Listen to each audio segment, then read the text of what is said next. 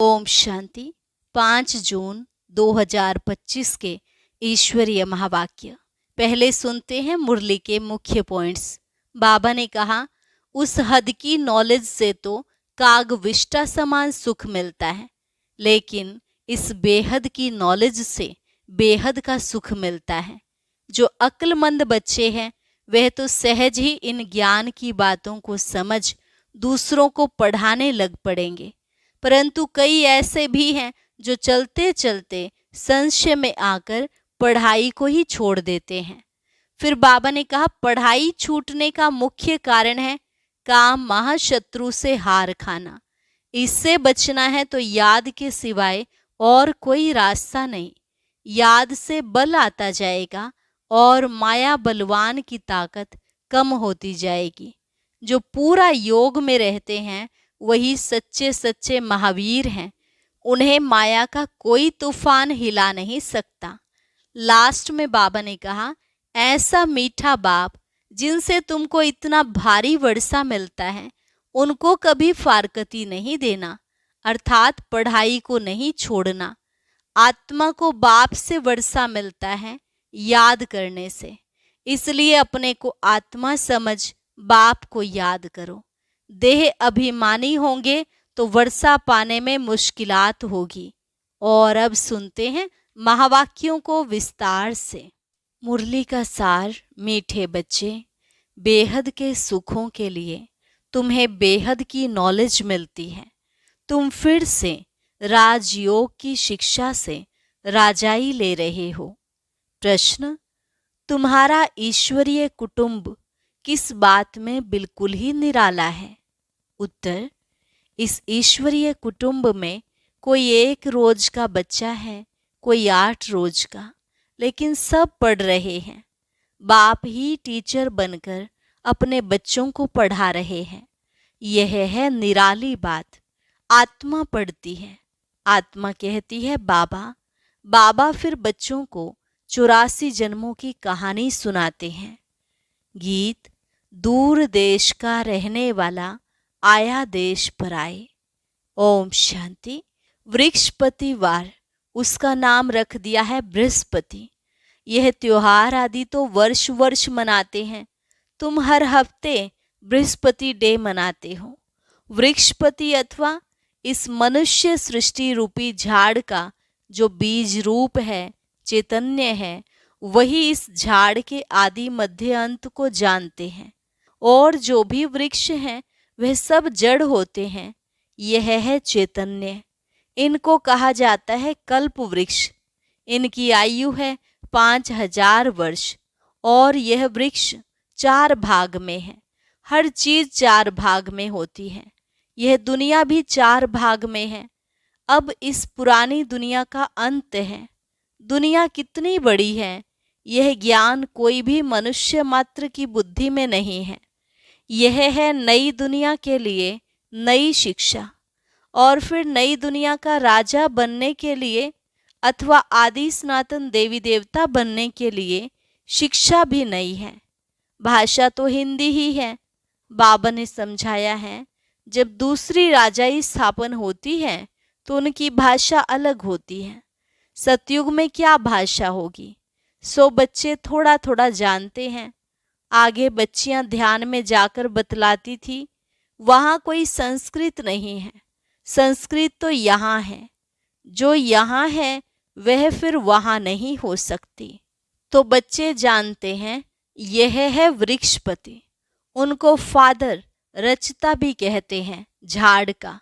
यह है चैतन्य बीज रूप। वह सब होते हैं जड़। बच्चों को सृष्टि के आदि मध्यांत को भी जानना चाहिए ना। इस समय नॉलेज ना होने कारण मनुष्यों को सुख नहीं है। यह है बेहद की नॉलेज, जिससे बेहद का सुख होता है। हद की नॉलेज से कागविष्टा समान सुख मिलता है। तुम जानते हो, हम बेहद के सुख के लिए अभी पुरुषार्थ कर रहे हैं। फिर से यह फिर से अक्षर सिर्फ तुम सुनते हो। तुम ही फिर से मनुष्य से देवता बनने के लिए यह राजयोग की शिक्षा प्राप्त कर रहे हो। यह भी तुम जानते हो ज्ञान का सागर बाप निराकार है। निराकारी तो बच्चे आत्माएं भी हैं, लेकिन सबको अपना अपना शरीर है। इनको अलौकिक जन्म कहा जाता है, और कोई मनुष्य ऐसे जन्म ले नहीं सकते जैसे यह लेते हैं, और इनकी भी वानप्रस्थ अवस्था में प्रवेश करते हैं। बच्चों, आत्माओं को सम्मुख बैठ समझाते हैं, और कोई आत्माओं को बच्चे बच्चे कह ना सके। कोई भी धर्म वाला हो, जानते हैं शिव बाबा हम आत्माओं का बाबा है, वह तो जरूर बच्चे बच्चे ही कहेंगे। बाकी कोई भी मनुष्य आत्मा को ईश्वर नहीं कह सकते, बाबा नहीं कह सकते। यूं तो गांधी को भी बापू कहते थे, म्यूनसिपालिटी के मेयर को भी फादर कह देते, परंतु वे फादर हैं सब देहधारी। तुम जानते हो हमारी आत्माओं का बाप हमको पढ़ाते हैं। बाप घड़ी घड़ी कहते हैं अपने को आत्मा समझो। वह बाप आकर पढ़ाते भी आत्माओं को है। यह है ईश्वरीय कुटुंब। बाप के इतने ढेर बच्चे हैं। तुम भी कहते हो बाबा हम आपके हैं, तुम बच्चे हो गए। कहते हैं बाबा हम 1 रोज का बच्चा हूँ, 8 रोज का बच्चा हूँ, मास का बच्चा हूँ। पहले जरूर छोटा ही होगा, भल 2-4 दिन का बच्चा ही है, परंतु ऑर्गन्स तो बड़े हैं ना, इसलिए सब बड़े बच्चों को पढ़ाई चाहिए। जो भी आते हैं सबको बाप पढ़ाते हैं। तुम भी पढ़ते हो। बाप के बच्चे बने, फिर बाप समझाते हैं तुमने 84 जन्म कैसे लिए हैं। बाप कहते हैं मैं भी बहुत जन्मों के अंत में इनमें प्रवेश करता हूँ और फिर पढ़ाता हूँ। बच्चे जानते हैं यहाँ हम बड़े ते बड़े टीचर के पास आए हैं, जिससे ही फिर यह टीचर्स निकले हैं जिनको पंडे कहते हैं। वह भी सबको पढ़ाते रहते हैं। जो जो जानते जाएंगे पढ़ाते रहेंगे। पहले पहले तो समझाना ही यह है, 2 बाप है ना, एक लौकिक और दूसरा पारलौकिक। बड़ा तो जरूर पारलौकिक बाप हो गया जिसको भगवान कहा जाता है। तुम जानते हो अभी हमको पारलौकिक बाप मिला है और किसी को पता नहीं। धीरे धीरे जानते जाएंगे। तुम बच्चे जानते हो हम आत्माओं को बाबा पढ़ाते हैं। हम आत्माएं ही एक शरीर छोड़ फिर दूसरा लेंगी, ऊंच से ऊंच देवता बनेंगी। ऊंच से ऊंच बनने के लिए आए हैं। कई बच्चे चलते चलते ऊंचे से ऊंची पढ़ाई को छोड़ देते हैं। किसी न किसी बात में संशय आ जाता है, या माया का कोई तूफान सहन नहीं कर सकते हैं। काम महाशत्रु से हार खा लेते हैं। इन्हीं कारणों से पढ़ाई छूट जाती है। काम महाशत्रु के कारण ही बच्चों को बहुत सहन करना पड़ता है। बाप कहते हैं कल्प कल्प तुम अबलाएं माताएं ही पुकारती हो। कहते हैं बाबा हमको अपवित्र होने से बचाओ। बाप कहते हैं याद के सिवाय और कोई रास्ता नहीं। याद से ही बल आता जाएगा। माया बलवान की ताकत कम होती जाएगी, फिर तुम छूट जाएंगे। ऐसे बहुत बंधन से छूट कर आते हैं, फिर अत्याचार होना बंद हो जाता है। फिर आकर शिव बाबा से ब्रह्मा द्वारा बातचीत करते हैं। यह भी आदत पड़ जानी चाहिए। बुद्धि में यह रहना चाहिए कि हम शिव बाबा पास जाते हैं, वह इस ब्रह्मा तन में आते हैं। हम शिव बाबा के आगे बैठे हैं। याद से ही विकर्म विनाश होंगे। अपने को आत्मा समझ बाप को याद करना है। यही शिक्षा मिलती है। बाप से मिलने आओ तो भी अपने को आत्मा समझो, आत्म अभिमानी भव। यह ज्ञान भी तुमको अभी मिलता है। यह है मेहनत। उस भक्ति मार्ग में तो कितने वेद शास्त्र आदि पढ़ते हैं। यह तो एक ही मेहनत है, सिर्फ याद की। यह बहुत सहज ते सहज है, बहुत डिफिकल्ट ते डिफिकल्ट भी है। बाप को याद करना, इससे सहज कोई बात होती नहीं। बच्चा पैदा हुआ और मुख से बाबा बाबा निकलेगा, बच्ची के मुख से माँ निकलेगा, आत्मा ने फीमेल का शरीर धारण किया है, फीमेल माँ के पास ही जाएगी। बच्चा अक्सर करके बाप को याद करता है क्योंकि वर्षा मिलता है। अभी तुम आत्माएं तो सब बच्चे हो, तुमको वर्षा मिलता है बाप से।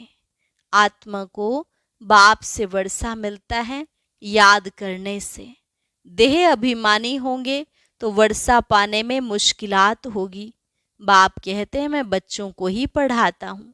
बच्चे भी जानते हैं हम बच्चों को बाप पढ़ाते हैं। यह बातें बाप के सिवाय कोई बता न सके। उनके साथ ही भक्ति मार्ग में तुम्हारा प्यार था, तुम सब आशिक थे उस माशूक के। सारी दुनिया आशिक है एक माशूक की। परमात्मा को सब परम पिता भी कहते हैं, बाप को आशिक नहीं कहा जाता। बाप समझाते हैं तुम भक्ति मार्ग में आशिक थे, अभी भी हैं बहुत, परंतु परमात्मा किसको कहा जाए इसमें बहुत मूंझते हैं। गणेश हनुमान आदि को परमात्मा कहें एकदम सूत मुझा दिया है। सिवाय एक के कोई ठीक कर न सके, कोई की ताकत नहीं। बाप ही आकर बच्चों को समझाते हैं। बच्चे फिर नंबरवार पुरुषार्थ अनुसार समझते हैं और समझाने के लायक बनते हैं। राजधानी स्थापन हो रही है, हूबहू कल्प पहले मिसल तुम यहाँ पढ़ते हो। फिर प्रारब्ध नई दुनिया में पाएंगे, उनको अमर लोक कहा जाता है। तुम काल पर विजय पाते हो, वहां कभी अकाले मृत्यु होती नहीं, नाम ही है स्वर्ग। तुम बच्चों को इस पढ़ाई में बहुत खुशी होनी चाहिए। बाप की याद से बाप की प्रॉपर्टी भी याद आएगी। सेकंड में सारे ड्रामा का ज्ञान बुद्धि में आ जाता है। मूल वतन, सूक्ष्म वतन, स्थूल वतन, 84 का चक्र, बस यह नाटक सारा भारत पर ही बना हुआ है, बाकी सब है बाय प्लाट। बाप नॉलेज भी तुमको सुनाते हैं। तुम ही ऊंच से ऊंच फिर नीच बने हो। डबल सिर ताज राव और फिर बिल्कुल ही रंक। अब भारत रंक भिखारी है, प्रजा का प्रजा पर राज्य है। सतयुग में था डबल सिर ताज, महाराजा महारानी का राज्य। सब मानते हैं आदिदेव ब्रह्मा को नाम बहुत दिए हैं। महावीर भी उनको कहते हैं, महावीर हनुमान को भी कहते हैं। वास्तव में तुम बच्चे ही सच्चे सच्चे महावीर हनुमान हो, क्योंकि तुम योग में इतना रहते हो जो माया के भल कितने भी तूफान आए लेकिन तुम्हें हिला नहीं सकते। तुम महावीर के बच्चे महावीर बने हो क्योंकि तुम माया पर जीत पाते हो। 5 विकार रूपी रावण पर हरेक जीत पाते हैं। एक मनुष्य की बात नहीं, तुम हरेक को धनुष तोड़ना है, अर्थात माया पर जीत पानी है। इसमें लड़ाई आदि की कोई बात नहीं। यूरोपवासी कैसे लड़ते हैं? भारत में कौरवों और यौवनों की लड़ाई हुई है, गाया भी हुआ है, रक्त की नदियां बहती हैं, दूध की भी नदियां बहेंगी। विष्णु को क्षीर सागर में दिखाते हैं। लक्ष्मी नारायण है पारसनाथ, उनका फिर नेपाल तरफ पशुपति नाम रख दिया है एक ही विष्णु के 2 रूप, पारसनाथ पारसनाथिनी। वह है पशुपतिनाथ पति, पशुपतिनाथ पत्नी। उसमें विष्णु का चित्र बनाते हैं, लेख भी बनाते हैं। अब लेख में क्षीर दूध कहाँ से आया? बड़े दिन पर उस लेख में दूध डालते हैं, फिर दिखाते हैं क्षीर सागर में विष्णु सोया पड़ा है। अर्थ कुछ भी नहीं। 4 भुजा वाला मनुष्य तो कोई होता नहीं। अभी तुम बच्चे सोशल वर्कर हो, रूहानी बाप के बच्चे हो ना। बाप सब बातें समझाते हैं, इसमें कोई संशय नहीं आना चाहिए। संशय माना माया का तूफान। तुम हमको बुलाते ही हो, हे पतित पावन आओ, आकर हमको पावन बनाओ। बाप कहते हैं मामेकम याद करो तो तुम पावन बन जाएंगे। 84 के चक्र को भी याद करना है। बाप को कहा जाता है पतित पावन, ज्ञान का सागर। 2 चीज हो गई, पतितों को पावन बनाते हैं और 84 के चक्र का ज्ञान सुनाते हैं। यह भी तुम बच्चे जानते हो 84 का चक्र चलता ही रहेगा, इनका एंड नहीं है। यह भी तुम नंबरवार पुरुषार्थ अनुसार जानते हो। बाप कितना मीठा है, उनको पतियों का पति भी कहते हैं, बाप भी है। अब बाप कहते हैं मेरे से तुम बच्चों को बड़ा भारी वर्षा मिलता है, परंतु ऐसे मुझ बाप को भी फारकती दे देते हैं। यह भी ड्रामा में नूंद है। पढ़ाई को ही छोड़ देते हैं, गोया फारकती दे देते। कितने बेसमझ हैं। जो अक्लमंद बच्चे हैं वे सहज ही सब बातों को समझकर दूसरों को पढ़ाने लग पड़ेंगे। वे फौरन निर्णय लेंगे कि उस पढ़ाई से क्या मिलता है और इस पढ़ाई से क्या मिलता है, क्या पढ़ना चाहिए। बाबा बच्चों से पूछते हैं, बच्चे समझते भी हैं कि यह पढ़ाई बहुत अच्छी है, फिर भी कहते क्या करें। जिस्मानी पढ़ाई नहीं पढ़ेंगे तो मित्र संबंधी आदि नाराज होंगे। बाप कहते हैं दिन प्रतिदिन टाइम बहुत थोड़ा होता जाता है, इतनी पढ़ाई तो पढ़ नहीं सकेंगे। बड़े जोर से तैयारियां हो रही हैं, हर प्रकार से तैयारी होती है ना। दिन प्रतिदिन एक दो में दुश्मनी बढ़ती जाती है। कहते भी हैं ऐसी ऐसी चीजें बनाई हैं जो फट से सबको खलास कर देंगे। तुम बच्चे जानते हो ड्रामा अनुसार अब लड़ाई लग नहीं सकती। राजाई स्थापन होनी है, तब तक हम भी तैयारी कर रहे हैं, यह भी तैयारी करते हैं। तुम्हारा पिछाड़ी में बहुत प्रभाव निकलने का है। गाया भी जाता है अहो प्रभु तेरी लीला, यह इसी समय का गायन है। यह भी गाया हुआ है तुम्हारी गतमत न्यारी। सब आत्माओं का पाठ न्यारा है। अभी बाप तुमको श्रीमत दे रहे हैं कि मामेकम याद करो तो विकर्म विनाश होंगे। कहाँ श्रीमत, कहाँ मनुष्यों की मत। तुम जानते हो विश्व में शांति सिवाय परमपिता परमात्मा के कोई कर न सके। 100% पवित्रता सुख शांति 5000 वर्ष पहले मुआफिक ड्रामानुसार स्थापन कर रहे हैं। कैसे, सो आकर समझो। तुम बच्चे भी मददगार बनते हो। जो बहुत मदद करेंगे वह विजय माला के दाने बन जाते। तुम बच्चों के नाम भी कितने रमणीक थे, वह नाम की लिस्ट एल्बम में रख देनी चाहिए। तुम भट्ठी में थे, घर बार छोड़ बाप के आकर बने, एकदम भट्ठी में आकर पड़े। ऐसी पक्की भट्ठी थी जो अंदर कोई आ न सके। जब बाप के बन गए फिर नाम जरूर होने चाहिए। सब कुछ सरेंडर कर दिया, इसलिए नाम रख दिए। वंडर है ना, बाप ने सबके नाम रखे। अच्छा, मीठे मीठे सिकिलधे बच्चों प्रति माता पिता बाप दादा का याद प्यार और गुड मॉर्निंग। रूहानी बाप की रूहानी बच्चों को नमस्ते। रूहानी बच्चों की रूहानी बाप दादा को नमस्ते नमस्ते, गुड मॉर्निंग। शुक्रिया बाबा, शुक्रिया। धारणा के लिए मुख्य सार। पहली पॉइंट, किसी भी बात में संशय बुद्धि नहीं बनना है। माया के तूफानों को महावीर बन पार करना है। ऐसा योग में रहो जो माया का तूफान हिला न सके। दूसरी पॉइंट, अक्लमंद बन अपनी जीवन ईश्वरीय सेवा में लगानी है। सच्चा सच्चा रूहानी सोशल वर्कर बनना है। रूहानी पढ़ाई पढ़नी और पढ़ानी है। वरदान, अहम और वहम को समाप्त कर रहम दिल बनने वाले विश्व कल्याणकारी भव। अहम और वहम को समाप्त कर रहम दिल बनने वाले विश्व कल्याणकारी भव। कैसी भी अवगुण वाली, कड़े संस्कार वाली, कम बुद्धि वाली, सदा ग्लानि करने वाली आत्मा हो, लेकिन जो रहम दिल विश्व कल्याणकारी बच्चे हैं वे सर्व आत्माओं के प्रति लवफुल के साथ लवफुल होंगे। कभी इस वहम में नहीं आएंगे कि यह तो कभी बदल ही नहीं सकते, यह तो हैं ही ऐसे, या यह कुछ नहीं कर सकते, मैं ही सब कुछ हूँ, यह कुछ नहीं है। इस प्रकार का अहम और वहम छोड़ कमजोरियों या बुराइयों को जानते हुए भी क्षमा करने वाले रहमदिल बच्चे ही विश्व कल्याण की सेवा में सफल होते हैं। स्लोगन: जहां ब्राह्मणों के तन मन धन का सहयोग है वहां सफलता साथ है।